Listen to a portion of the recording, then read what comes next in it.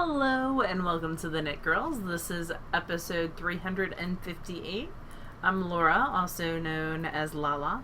I'm Leslie, also known as You Don't Call Me Les. It is Monday, July 31st, 2017.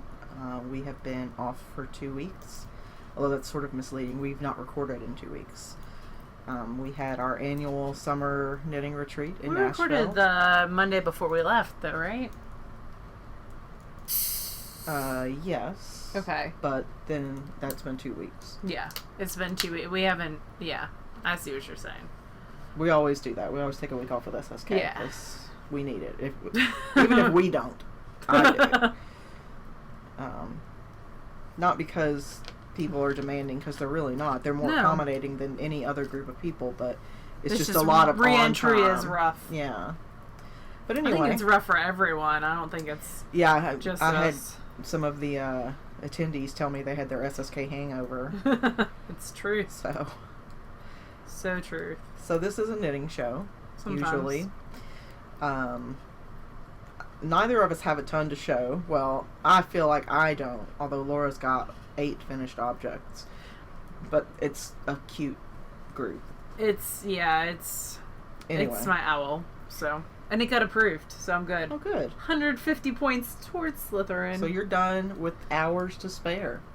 Yeah, I finished it yesterday. Yeah. With a whole day to spare. That's amazing. That's probably a record for you. It totally is. And I turned in classes yesterday. Now, I wish I could say the same about my DVD socks, but, it is what it is. Well, you still got 6 hours, and all you got to do are the heels, so. Just one heel, yeah. Oh, just one? Okay. Then definitely you'll get it done. You might have it done by the end of the show. Me. I thought I was going to have more time today, but I ended up getting called into work pretty early on this morning at 9 a.m. My boss was like, "You were still in bed?" I was like, "I wasn't sleeping. I was playing solitaire on my phone for..." He's like, "Don't tell people." Okay. You live a wild and crazy life, my friend. I do. So, would you like to talk about your knitting? Solitaire on my phone. Sure. I am currently knitting on a Desert Vista Dye Works Afterthought heel sock. It is out of Desert Vista Dye Works Lightning Struck Heart. And you can see I just picked up for my heel. That's what it looks like on the front side. I just finished the first one. So when I got home from work, I cast on the first heel. It's this right here. Now these were forethought, right? You put in waist yarn? Yeah. Okay. I put in waist yarn. I just wasn't sure if you actually cut them or not. I did not cut a stitch this time. Look, there's like a random line that runs through my other color. On some of my colors I had like a little bit of a dark spot. Which is fine. Yeah. So this is the first one. With some monster feet. I don't know, your socks always look bigger than mine, but we're only like a half size different. So, I don't know. It's an optical illusion, apparently. Maybe. I don't know.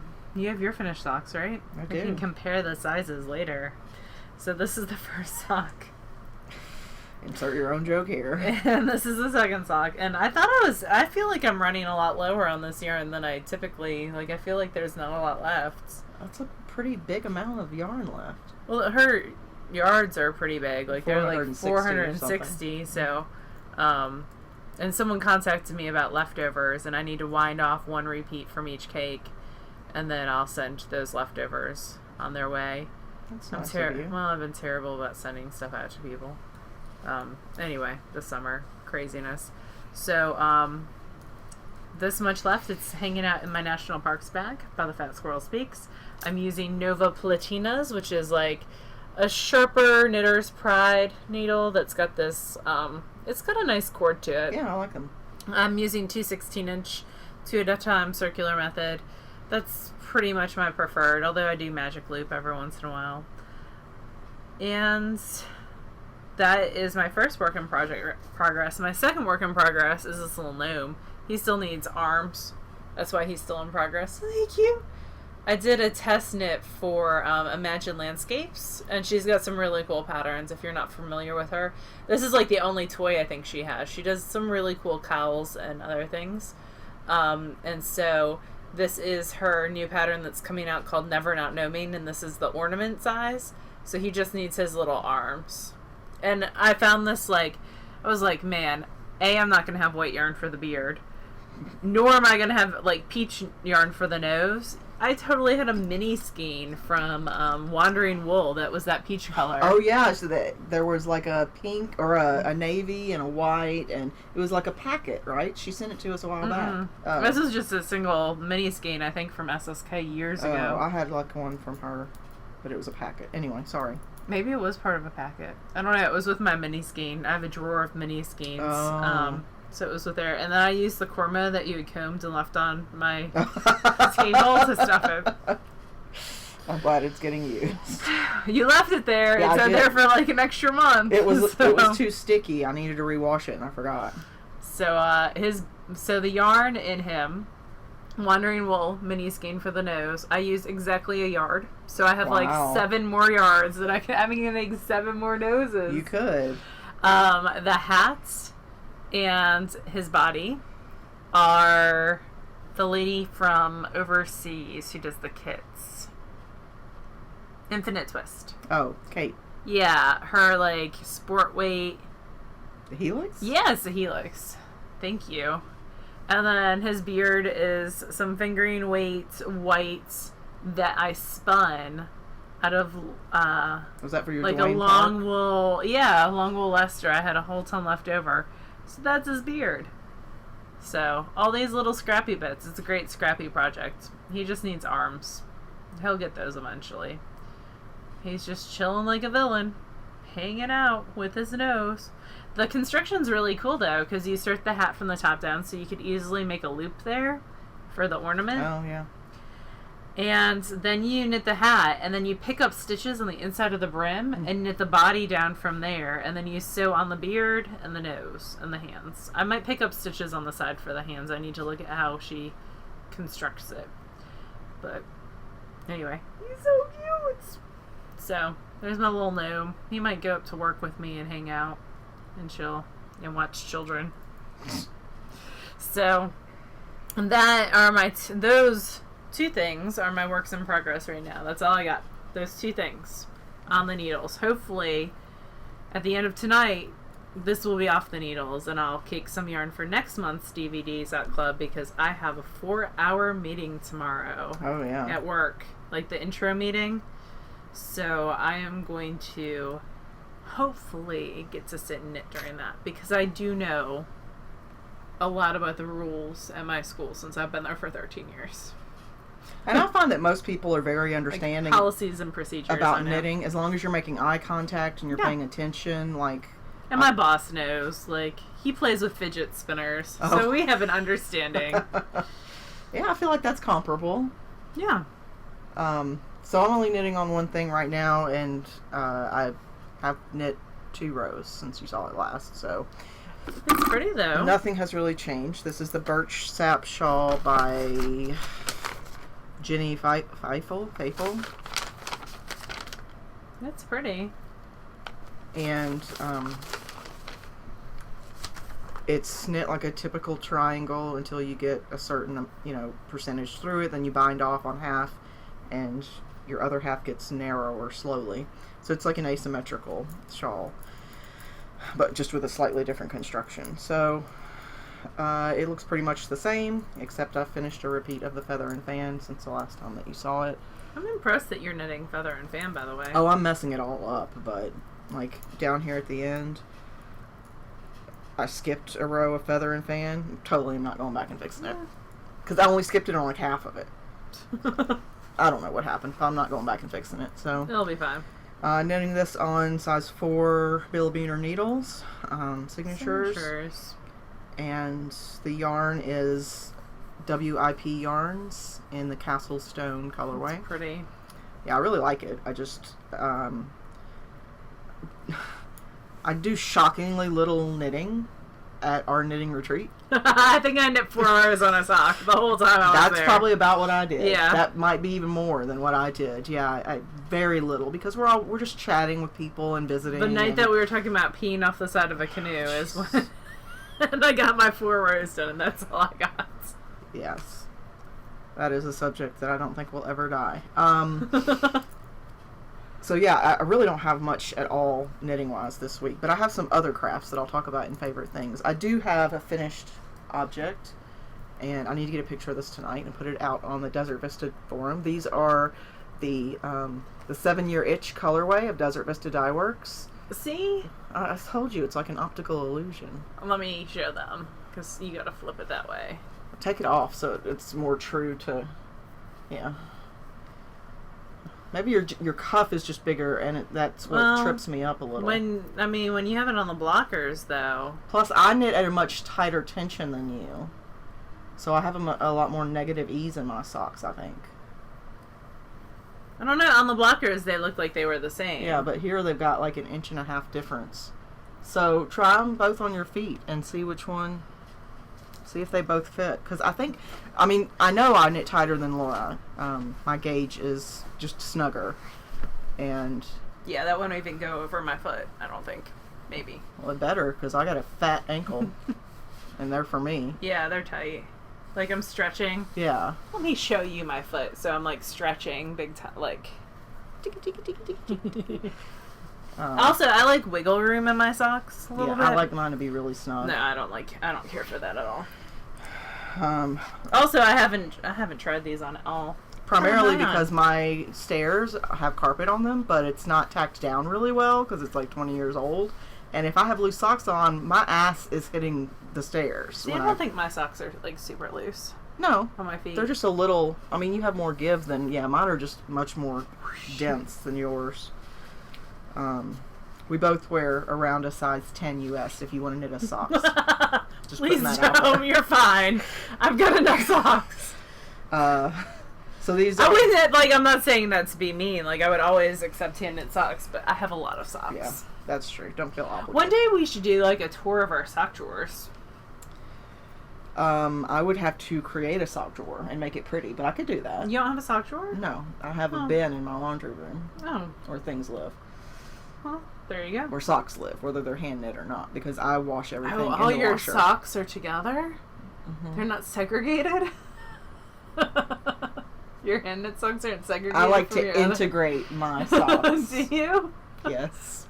I have two socks. My underwear is in there too. Really? Oh, it's just chaos. It's chaos in the laundry room. I don't know if I could live your life. It's making me a little anxious just thinking about it. Because I have like a store knit sock drawer that's like, athletic type socks. And some special socks that I've been given over the years. And smart wools, because my mom loves smart wools. So she gives them to us for Christmas every year. And then I have two drawers. They're like small drawers. They're in like a smaller IKEA dresser. They're not like the big dresser drawers. They're the like half ones. That's just hand knit socks. One is all stripies, the other is not. Wow. Yeah, no, I don't even pair them up and fold over the tops or anything. They're just it's just chaos. You're making me anxious. Stop. I'm probably making other people anxious too. But anyway, that was the this is the 7-year itch colorway of... Now I want to get downstairs and straighten things for you. Oh God, honey, you'll never stop. And this was a special colorway for our anniversary kits. Yeah. So I don't... She has the rights to it, and so she's welcome to dye it again. I don't know whether she will or not. And that's it, I think. For finished objects for you? But you have finished objects. I do. So I have 8 finished objects, which sounds like it's amazing. Super impressive. But I'm also going to discuss some spinning at the same time. How about that? We're going to do both. So all of these are hand spun. I did an owl for Harry Potter Knit and Crochet House Cup. An owl is supposed to be like 3 solid months of work.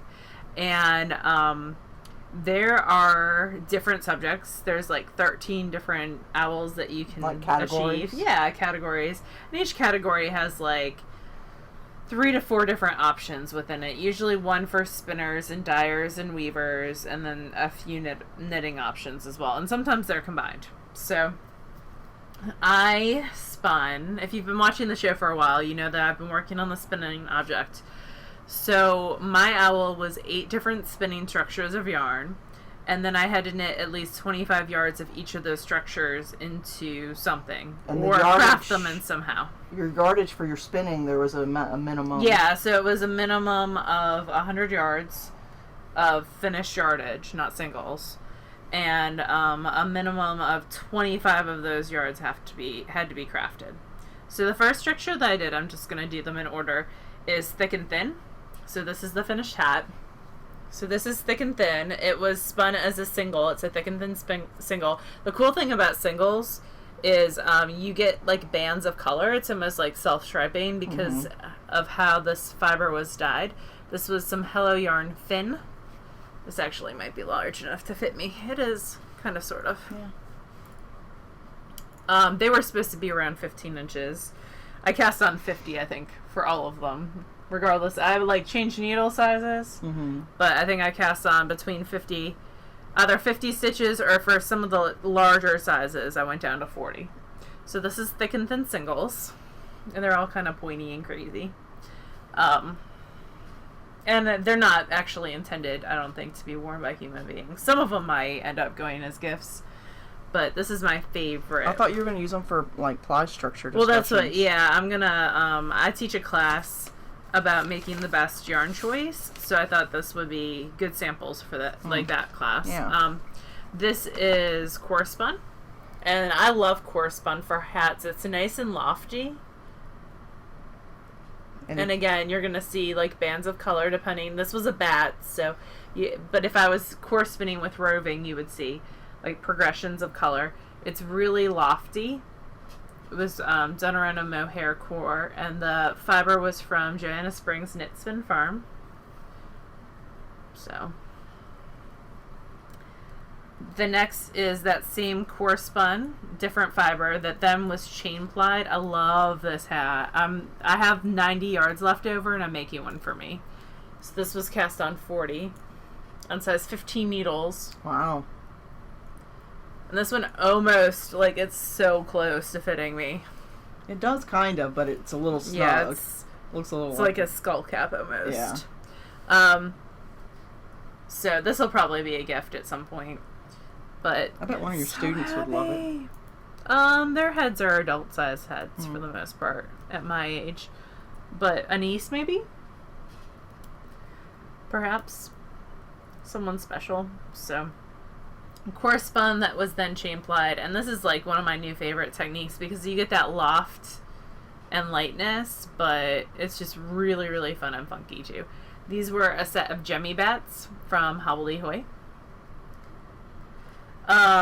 Then I have thread plied. So this is yarn. This is Finn again from Hello Yarn. That is then plied with a silk thread. Let me see if you can kind of see it in the lighter areas. Yeah. So it was plied with a brown silk sewing thread. Again, you're going to get the stripiness because it's acting like a single. So this is really pretty too. This could be a good like boy hat. This might go to Ollie. Because I have enough to knit another one. So I have a lot of extra like yarn hanging out at my house now. Like cascades of hand spun as opposed to before. Yeah. So this was thread plied. This was spiral ply that did not quite come out right. It's a single that was spun from Daisy Knits and plied with a chunkier set of unicorn bats from Hobbledehoy. And now when you say it didn't quite come out, what do you mean? I didn't get it kept breaking, so the structure wasn't, we've talked about that before, the structure wasn't correct. So the structure on this one's a little bit off. Like, it was an attempt, but next time I need to, like, add double twist, basically, to the pink single, or use commercial yarn. I think I'll just use commercial yarn.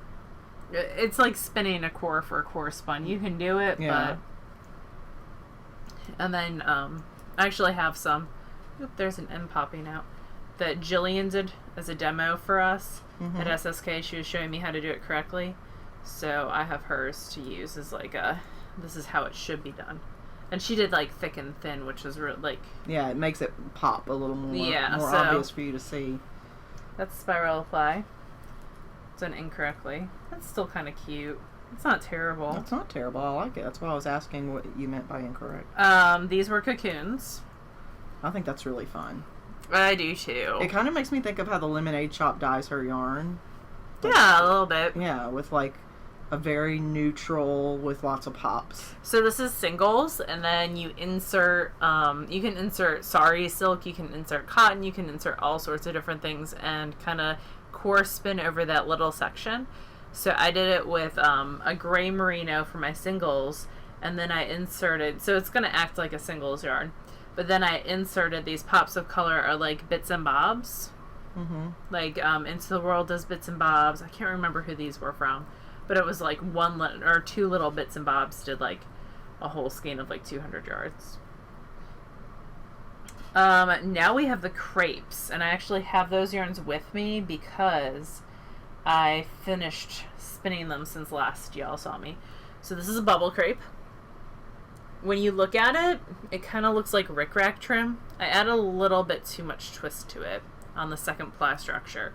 So what I learned with this one is to add less twist on your ply structure, your second ply. So how this is made is, let me think, you spin a thick single and a thin single S, and then you ply them Z, and then you spin a thin single Z, and then ply everything again S. So when I knit this, I used a throwing motion. I usually throw, but throwing takes out S twist a little bit. It's a very dense, heavy hat. Like, it can stand up probably on its own. Let's see. Yeah. It's a dense, heavy hat. 7 ounces only got me like 220 yards. So that is a heavy, heavy grist yarn. But it's kind of cool knit up. Like, you can definitely see those rickrack trim elements. But it's kind of fun. Mm. And then, it's such a heavy yarn. And then the second one, I realized to add less twist. So this is the itty bitty bit that's, half of it's still on my Swift because it got tangled somehow. Because I know how. I didn't add ties when I tied it. So, because I was in a hurry. So what this is, a similar structure, differently done. So this is a spiral ply. And it is 2 spun S, very skinny. That's that variegated. Let me move forward a little bit, because this I think is one of my favorites. Okay, so you can see that there's a light brown and a dark brown. Those two are lightly, like very thinly spun, and then plied together, and then you ply around it with this thicker single that you spun C. So it's really, really cool. And how that knits up, I like this one a lot. Yeah, it's pretty. I hadn't seen that one. Yeah. So, and this was Southern Cross Fiber. And the green was Hello Yarn and Southern Cross Fiber. So yeah, and in the individual stitches, I don't know if you can see it, but you can see those two colors kind of laying surrounded by the red. It's a dark red. It's kind of getting blown out. But yeah, it's super duper cool. I'm going to do both those crepes again. Just because. Why not? So, it's got a little red baby hat. And this one came out cute too. All the samples. So there's 8 hats. I finished my owl, which made me super happy. Because I wasn't certain that that was going to happen. Because crepes take a lot of time to spin. They are very labor intensive. Because you're spinning it's basically a 3-ply, but you're adding twist different directions, and a lot of times on that second ply you add double the twist. So you're having to work each ply several times. Yeah. So this is my stack of hats. It's pretty cool. And I love, like, Sarah Anderson's book and JC Boggs's book were my 2 main resources for this project. And Sarah's has like 32 different structures of yarn that you could spin. Like, there's so much information there. So definitely, I would love to spin my way through that book at some point. The other spinning that I have, because I do have a little bit of other spinning, is I took 2 classes with Jillian Marino at SSK. I had to think about what we did. The first is fractal, and I can't find my first fractal sample. It's somewhere, but this was my second. So it was a fractal class, and this is a fractal 3-ply. So the first half is like spun straight, and then the second half you divide in half. Or I guess it's thirds. So you divide the braid in thirds, just split it down the middle. The first third is just spun end to end. The second is divided into like threes, and the third is divided into fifths.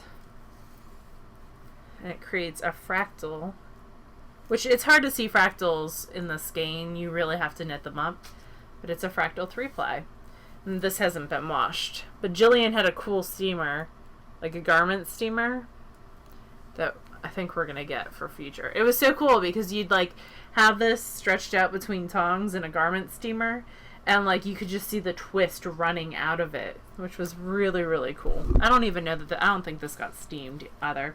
And then the other class that I took with her was Kaleidoscope Knitting, which is a singles class, and it's color in singles spinning, which was really, really interesting. So my samples for that were, this is me making a gradient yarn basically.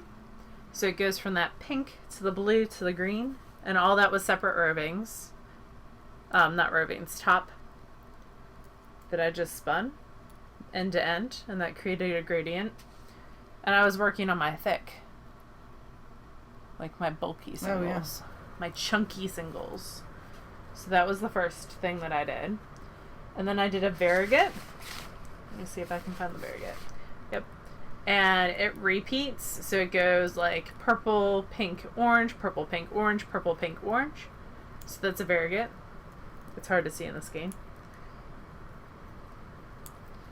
And then I was behind everyone else because I am a slow spinner.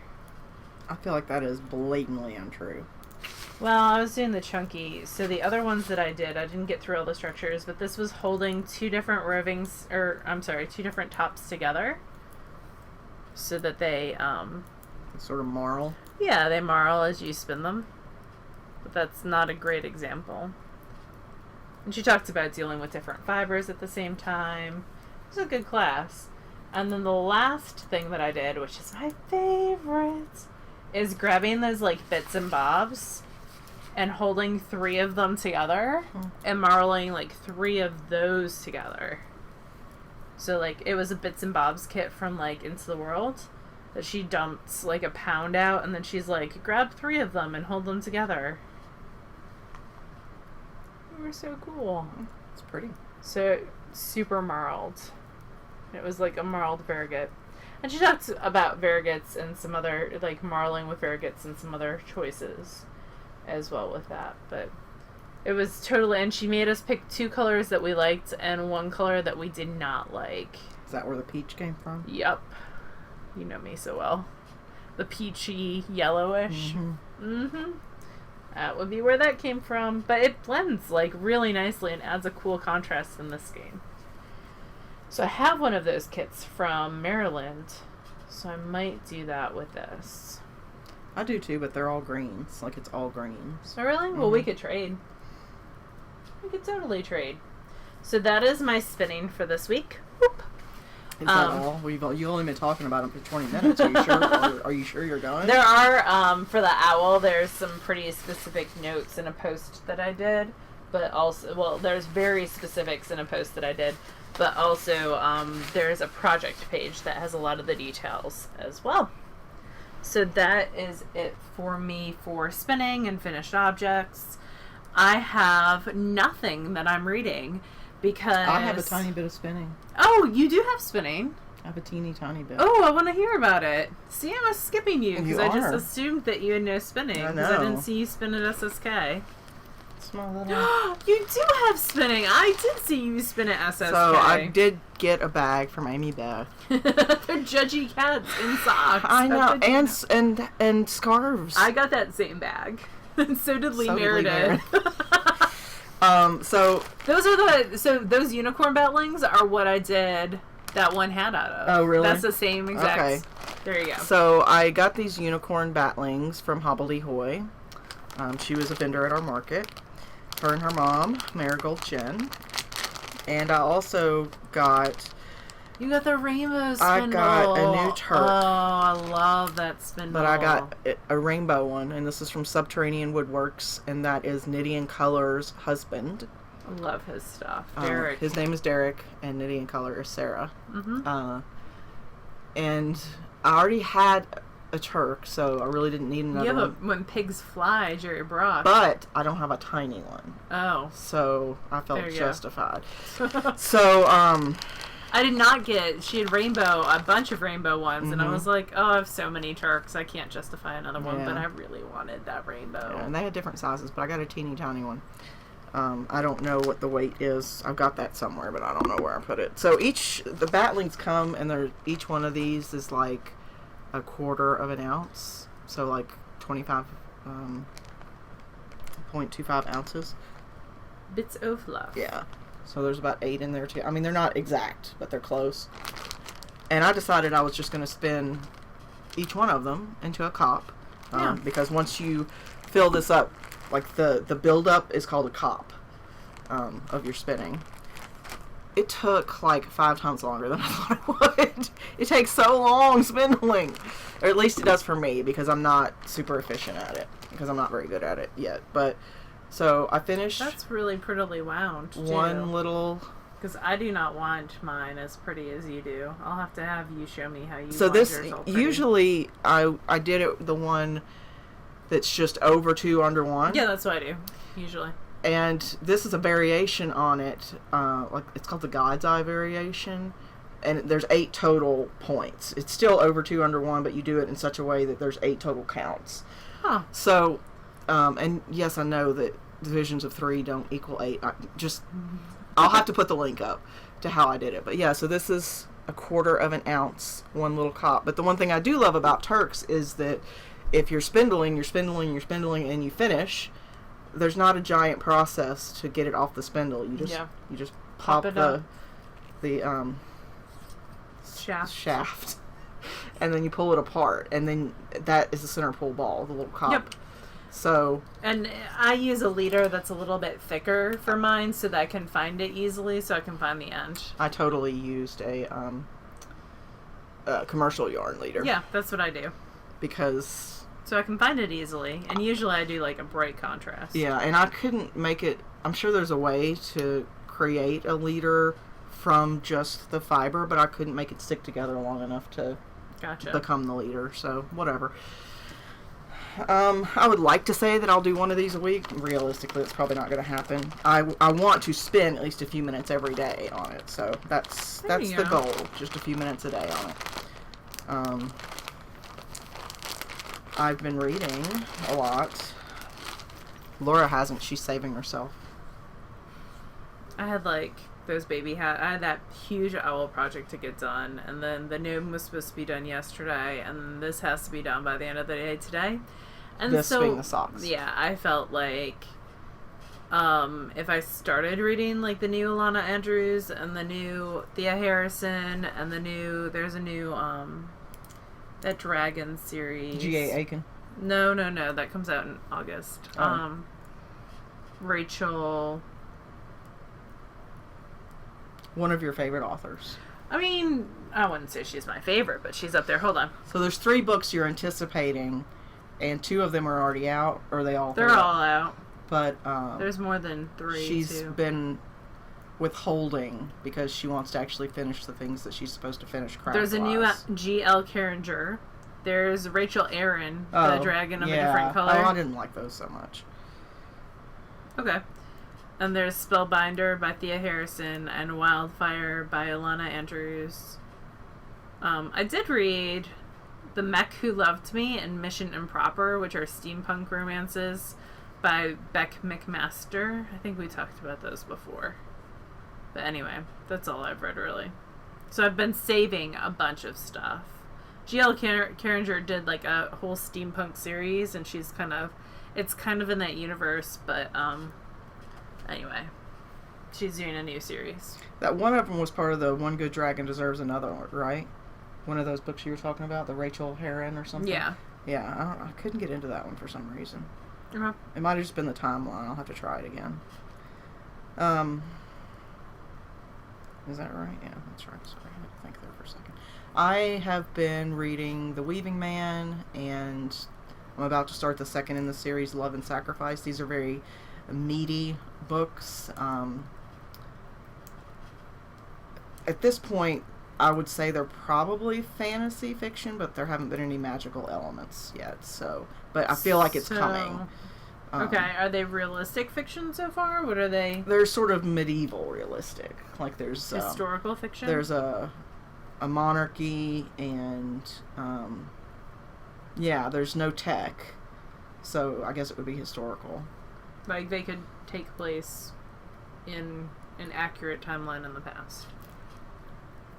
No, not necessarily, because there's things that don't exist there, but they're not necessarily magical. I don't know what they're called. Let me just look and see how it's. I bet you it's labeled as fantasy. Which to me makes me think that at some point it's gonna, yeah, science fiction and fantasy is what it's under. But there haven't been any magic elements yet, so. And then the second is Love and Sacrifice. I haven't started that yet. I'm rereading The Weaving Man because I read it like 6 months ago, but it's a meaty book, and so I wanted to remember all the stuff. I'm also reading Midnight's Daughter by Karen Chance. That's paranormal. One of my favorites. She has a new book, I think, coming out this fall. She released a free short story in that world, the Dory world, a month ago, I think. I read. I did read Wildfire by Lana Andrews. That's the new one in the Hidden Legacy series. Really good. I enjoyed it. You get to find out. Ending with a trilogy, or is it going to continue? No, there's definitely more. No, there's definitely more. But you get to find out the other sister's ability, which is a very interesting one. And then I got an audiobook a while back called Free the Darkness by Kel Cade. It's a science fiction fantasy. It's like an epic fantasy, which, depending on the author, I can really get into. And this one I tried 6 months ago, and after an hour I was like, done. I don't care anything about these characters. But then a second in the series came out, and it was just getting really good reviews, and so I thought, well, maybe I'll go back and try. Yeah. So I'm almost at the same point I was at before, and I'm like, God, I just don't care. So I might return it and get something else. We'll have to see, because Audible has a great return policy. I think that's all the stuff we usually do. Most of our favorite things are SSK related, but I do have a couple of crafts I'm going to talk about first before we talk SSK. That way, if you don't want to hear about it, you don't have to listen to it. So, I am trying a new craft to me. Or I'm in the process of prepping to try the new craft. Oh, I know what this is. And it's reverse applique. Oh, no, I don't know what this is. I have two new things I'm trying. The first... This is the Alabama Channing thing. Yes, Alabama Channing is sort of the brand name for the new, kickoff of reverse applique. And... That looks tedious. It really is. So, I put a link in the show notes, but it's... If you look up Alabama Channing, Chanin, on the internet, it's this clothing that sort of looks embroidered, but it's not. It's 2 layers of fabric, and they're put together, and parts of it are cut away in such a manner that it looks really cool at the end, and I really dig it. It looks kind of simplistic, but really high quality. Joanne finished one. Yeah, Joanne, J-I-O, on Ravelry. Yep. She finished one. And that's what sort of kicked me into, because I've had it at the back of my mind for a while that I wanted to do it. And they sell kits and stuff, but they're very expensive. I'm sure they're worth it, because it's all organic cotton and, all that. But it's pricey to get a kit. So I did not get a kit. I paid $20 for a 5-pound bag of scraps, because they save all their scraps. And I thought, well, maybe I can make some napkins or something. So we'll see. I haven't gotten it yet. But I also paid $6 or $8 for a pattern. And the patterns come and they look like this. They're just negative images. and you get the digital download, and then you can either print it like a sewing pattern where it prints out on like 20 pages and you tape it all together to be like this big pattern, or you can send it to Office Depot and pay $10 from them, print it on the big paper. Yeah, that I think is definitely probably worth a while. Yeah, that's what I did. Although then I had to have a fight with my local Office Depot because I called like 10 hours later and I said, can you tell me, because it was supposed to have been ready already and I hadn't gotten a notification. And she's like, yeah, it's not ready. And I was like, okay, can you tell me when it will be ready? Well, I haven't gotten to the system yet. Okay, well, can you tell me like what day it'll be ready? I really can't. I'm like, okay, I want to talk to your manager, please. And it was ready 20 minutes later. So, usually my fights with Office Depot is if I'm making a copy of like one of my patterns, they'll be like, we need proof that actually belongs to you. Yeah. So then, like that's usually my conversations with them. Anyway.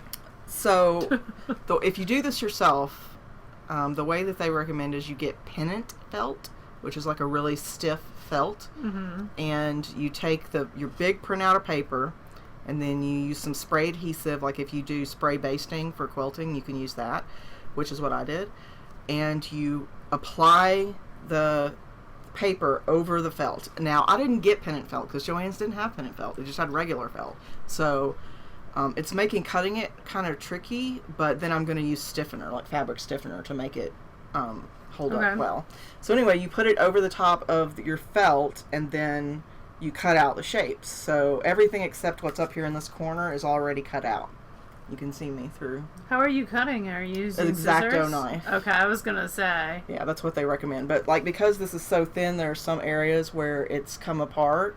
So I'll just use... You could sew it. Well, I could, but I'll probably use some... there's this stuff called like a batting heat press. It's like a tape that you put over quilt batting, and then you iron it on, and it bonds it together. Look at that. So I'll probably use fancy. that. I didn't even know that existed. Your mom gave me some. Of course she did. And I've used it before in batting, so that's probably what I'll use. And then once I've repaired the couple spots that have like come apart, then I'll use a fabric stiffener and let it sit and get stiff. And then I'll put it over. You put this over the top of the fabric that will be on the top of your finished garment. You spray, like you use an airbrush, or there's now like Joann's carries these. They're like spray paint, but they're fabric paint in the cans. And so you spray over the top of this onto your fabric, and you pull this away and put it to the side. You can use it again later. And then you put your spray painted fabric and your other fabric together, and then you start sewing around the shapes. And once you're done sewing around the shapes with like a decorative thread, then you cut most of the shape away. So you've got three colors. You've got your top fabric color, your bottom fabric color, and then whatever color you spray painted, you've got like a little rim of that around all the shapes. Interesting. So it's kind of it's a lot of steps, but I'm really interested to see how it, and so what's your first project going to be? Like, I see the pattern. Are you doing a skirt for yourself? No, I'm doing something flat first, just because I want to get familiar with the method. Like a pillowcase? I think I'm going to do like a stole, like a wrap. Oh, okay. Because I figure even if I don't like it, I can give it away to somebody that does like it, or use it as a gift, or foist it on someone else. But yeah, you use like knits, like cotton knits. If you wanted to make fabric. this even more complicated, you could do hand woven fabric. You could. One of your fabrics. But I don't know if I'm ready to cut into hand woven fabric yet. And you'd have to weave it pretty fine. At least like finer than a fingering weight, probably. So anyway, that's one of the new crafts. And then at SSK, Jerry Brock is now making card weaving shuttles. And I've never done card weaving. I didn't even really know what it was. But I was like, sure, I need a new craft. So I bought a card weaving shuttle that looks like a little kitty. And when you load it up with yarn, it looks like she's peeking over the yarn. Yeah. And this now, when you load these shuttles, do you do like the figure eight wrap on one side like you do a weaving shuttle? You can. I mean, you can do it the other way, but the figure eight unloads easier, it seems like. But it's got like the point of it Here, let me open it. So in weaving, in all types of weaving, after you pass the yarn through that layer, you sort of beat it down. With floral looms, there's usually a bar you pull. With rigid heddle looms, you usually just use the heddle to manually kind of beat it in. People use forks sometimes. And this one's got the edge is curved in to make a point, so you beat it in pretty severely. I've watched some videos on it. And card weaving can be done really without any sort of frame or anything. No. It can be done really inexpensively. So, and people do really cool shoelaces out of it. Yeah. Like super cool shoelaces. So card weaving is done basically using your body as tension, and then you tie the other end to like a doorknob or some other stationary object. And then you weave things through these little cards, and then you turn the cards, and it changes the pattern. And you can get frames for it, though, too, right? You can. You can use, like, an ankle loom. Yeah, frame. But you can also do it really inexpensively without any sort of special equipment. So I did check out Amazon for the most recommended book, which happened to be an old one by Interweave. And it's by Candace Crockett. And I read through it. Mom probably has that She book. probably does. And your mom had some card weaving there as well. Yeah, she brought really out like a basket of card weaving because I was trying to convince her to make me cool shoelaces for my here's a good diagram of how it works. my shoes.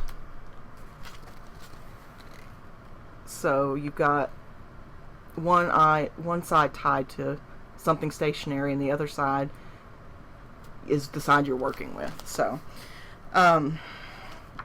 there are a couple of really simple intro projects to try, and that's what I'm going to do first. The downside of card weaving is it makes narrow bands, so you can't do a huge... Mom did like dog leashes, and she did like belts for us when we were kids, and shoelaces and stuff like that. But the positive is that you can use the yarn you already have. I mean, it doesn't need to be... I probably wouldn't use a single just because it's going to be under tension the entire time. Yeah, you want something strong. Yeah, like a silk or a cotton or something like that. I'm going to start with the dog leash and see how that works. You can also like weave letters into it. I did order a copy of a book called Weave Me a Message. And it's got several different fonts. I cannot wait. I can't either. I'm so excited. This is going to be so interesting. But the card weaving can get super complex. Like a basic design, you need usually fewer than 10 cards, but you can get like crazy amounts of cards in there. So it's something new to try. Maybe I'll have started it by next week. Maybe I won't. But it is something that I'll be talking about a little bit as we go forward. I will definitely have some progress on the Alabama Channon, the reverse applique, by next week. You also did a quilt for me. I did do a quilt for you. I sort of started it a while back. I started it probably in January. Because it was my Christmas present and my birthday. Yeah. Because it takes a lot of time, so I just combine them. No, I'm totally on board with that. And I used some fabric I got from Connecting Threads, 5 years ago. And I bought it with Laura in mind because it was umbrellas and rain galoshes, and it had a whole theme. It was really cute. And I had a lovely lady on Ravelry who offered to quilt it for me. It's not the lady that I usually use, it's someone else, and she did a wonderful job. But I don't think she does it for a living. I'll have to ask her, because if she does, then I'll post her information. So if you're looking for a long you should post your other lady's information too. I know you have in the past. Yeah, I have posted her information in the past. Because there is another lady that I trade hand knit socks for a quilt being quilted. But yeah, so I finished Laura's finally. The lady had finished it a month ago and sent it back to me, but I had to put on the binding. And that just required me to sit still for 3 to 4 hours and do it, which was not something I had a lot of time to do before SSK. But after SSK, I was like, I don't want to knit. I don't even want to look at yarn. So that's when I finished it. So ridiculous. But yeah, so we took Whereas a few I'm pictures. like, all these things that I saw, I must cast them all. Not that it kept me from buying things, because it totally didn't. But and if you're newer to the show, we don't show stash enhancements when we purchase them a lot. We show them as we knit them up. Yeah. most of the time. And if we obligate ourselves to continue the show until we've knit our stash, we're going to be doing it 100 years after we die. That's probably true. So, what else did we want to talk about? Oh, we had the aprons that I made for Laura and I at SSK. Yes. I have to toot my horn here a little bit. People were very impressed by them. I was very impressed by them. And she has very not subtly hinted that she would like about 3 or 4 more. Yes, she can have one for wear every day. Work. And because I need pocketses at work. Yeah, they're lots and lots of pocketses. A Japanese sort of pinafore style, crossback style, and I put the link on the show notes. It's a $6 pattern on Ravelry. We're going to trade for them. I'm going to spin you some Nuvum yarn. Nuvum yarn. You just have to pick out some fiber for it. I'm sure I can do that. You're going to need, like, was it 2,000 yards? It's Nuvum calls for in the range of 1,400, I think. Oh, well, but it's a lace 8 weight. ounces probably. Yeah. I might do the SSK Hello Yarn colorway from last year. It's got lots of color and it makes me happy. Yeah, I thought you had a sweaters a lot though. I do, but realistically that's not going to happen. Well, but you have some stuff to talk about with the school year, right? Yeah, so my school year starts tomorrow. And for those of you going, what? We also get out around Memorial Day. Yeah, so my stash dash is almost over. I'm right around 15K. I'm going to post maybe a flipogram of everything. I need to get all my crap together and take a picture. I just haven't. Yeah, so that's going to happen. So if I'm not around as much as usual, although my summer has been super crazy busy anyways. But it always is. You always think, I'm going to have all this time. I'm going to craft all the things. I'm going to finish 18 sweaters this summer. Yeah. Not so much. Not so much, but I will be back in school, which means that my Ravelry time will be super duper limited. Yeah. Because they block it at work. So anyway, I wanted to let you all know that. Sorry, I'm trying to figure out if I decreased on this side or not. I don't think I did.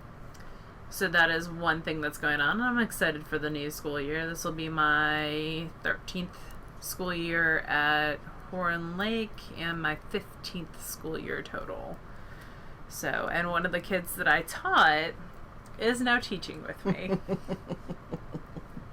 I'm old. So that's been an interesting experience for sure. Because that relationship is now completely changed. Yeah, and it's got to shift. So that's going to be interesting for sure.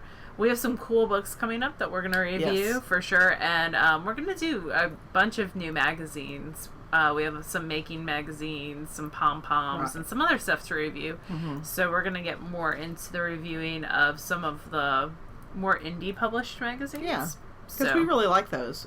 We haven't done as many reviews lately, and today the show is already long enough, but it is something that we're queuing up to do. So we have a Patreon drawing for June that we are going to do next week. Yeah, we're going to do June and July at the same time, assuming that July has posted by then. It should, because tomorrow's the 1st of July, and we probably 1st of August. Oh yeah, you're right. Oh my God, you're right. So probably we'll have the spreadsheet by next week for July. So we'll just do 2 drawings at once. And thank you for your patience with that. We appreciate it. Yes. And we appreciate all the support as well. And SSK. Yes. So we had a great time at SSK. We always do. We had some wonderful teachers this year. We had Ann Budd, Jillian Marino, Lee Meredith, and also Margaret Radcliffe. So it was a really, really interesting group of teachers. I just got to take classes from Jillian. I couldn't take a whole lot of classes. I wanted to take classes from everyone, and I heard that Ann Lee's classes and Margaret's classes were really, really good. So I wish that I could have gotten in there, but we did not. We did things a little bit differently this year when it came up to setting up the rooms for the tasting and try it on room. They actually became 3 rooms or 2. So which worked out well. It did. It seemed like it stayed a little bit cooler too, which less is crowded. the end goal of that. Jillian helped people find She was helping them with wheels, and we actually had 3 people buy wheels. PA Knitwit bought a flat iron. I don't know if you knew that. I knew that somebody did. I didn't realize it was her. And someone bought a shock reeves. Sans PM. Yeah, so Amy of Ross Farms made out like a bandit. She sold 2 wheels. Well, she sold 3 because she also she had timber tops. So. Hello? Sorry, it sounded like somebody was knocking on the craft room door, but anyway, yes. And then we bought a new wheel, which we'll talk more about after we've had some time to play spin with it. Yeah. Leslie got a new wheel. Yes. Although I'm gonna steal it sometimes. Yeah, I expected that. And if I really like it all, it's got a 16-month wait list. It's fine. I don't spin enough to claim more than 1 wheel at a time, really. But you're fine. I felt like it was very chill this year. Not to say that years past have been anything else, but I think every year we get a little better at anticipating what we're going to need and how to handle things. And also we had some amazing helpers. Yes, we totally did. Sarah and Gwen were amazing. And so was my mom. She always helps. Yeah, even if you tell her to sit down. She's not going to. Yeah. But yeah, we had some amazing helpers, and everybody's always so kind, you know, as they stop on their way out. Oh, we're going to Starbucks, do you want anything? Yeah. Or we're going to CVS, do you need anything? So people are sweet. They really are. They're very kind. And that's what keeps us doing it, is the sweetness of the attendees, really. Yeah, and I think that a lot of them get out of it what we sort of started this for, which is to meet people that they'll be friends with, you know, for years to come, because that was sort of what we got out of our first retreat. Yep. And 10 years next year. Yeah. And so that's why we do it, is to give, you know, because meeting new people and making friends as an adult is hard. It's super hard. And awkward sometimes. And it's not something women as a whole don't make enough time for themselves, I feel like, especially if you have children. And having an event like this, it's all for you to have fun and chat with people and meet people. Yeah, and I feel like a lot of people get that out of it, and that's the whole reason that we do it. And the market was really, really good. Yes. Really, really good. Yeah, even though our bank tried to cut us off because all the market vendors are from different states. It was not happy. Yeah, so we did get that fixed eventually, but it took out some time. And Laura's knee was being mean to her. And it happens. But yeah, I mean, overall the event was went really well. It went super well. Our teachers were great and friendly and chatty, and you know, I hung out with people. And Bud brought a bunch of knit skirts, which were amazing, yeah, they and were had really people pretty to look at. Trying them on. 2 of them were out of Volmisa, and they were gorgeous, and I need to look back up the patterns because I want to knit them. Yeah. And I never thought I'd say that, but she was rocking them the whole time. Yeah. What else? It's hard to encapsulate it in a conversation. Yeah. It's a lot of fun.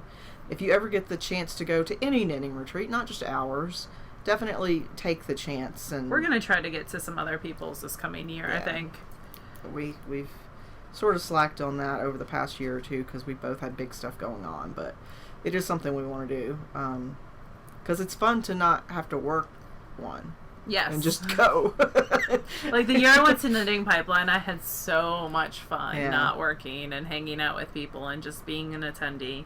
And Paula runs some great retreats. Yeah.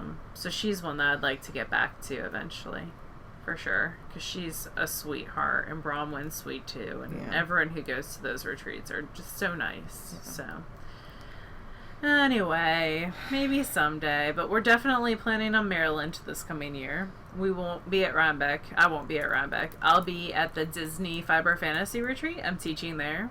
So I'm teaching 4 classes, which I'm super psyched about. And I get to go to Harry Potter on Sunday. So if you're staying through Sunday and you want to go to Harry Potter with me, totally let me know. Because that's one of the plans. I am planning on going to Rhinebeck next year. Yeah, Mom's talking about it too. So I would like to get back to Rhinebeck.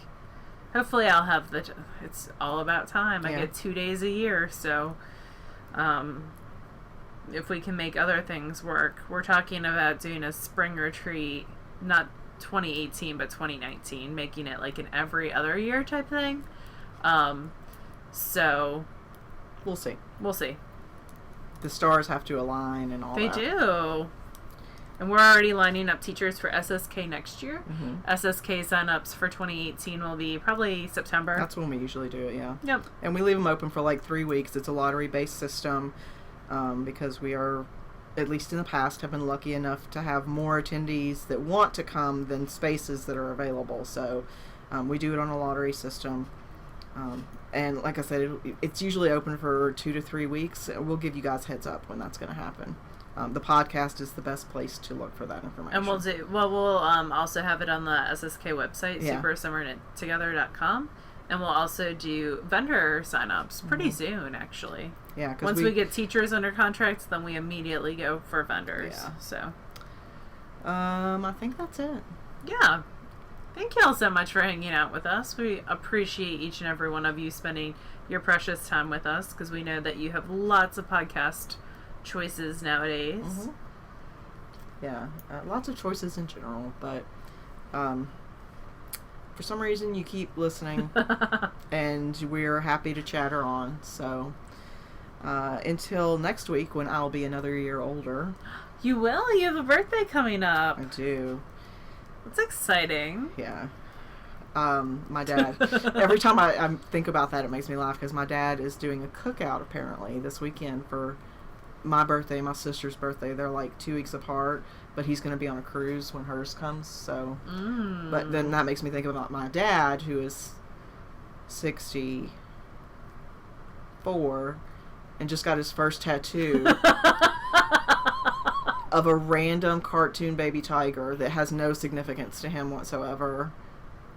He saw it on the wall at the tattoo shop and decided to get it. So it's adorable. Whatever makes you happy. I was just really confused. Because I was like, do you have a hidden love of tigers that I don't know about? Like, and I share with you guys like 10% of the weirdness of my family. Anyway, now that Laura's cried herself laughing. It's just so awesome. You that guys whole text chain was just amazing. He's getting another one this week. If he actually finishes it, I'll put a picture in next week, because it's insane. But you guys have a lovely week, and we will talk to you again next week. Bye, y'all. Bye, y'all.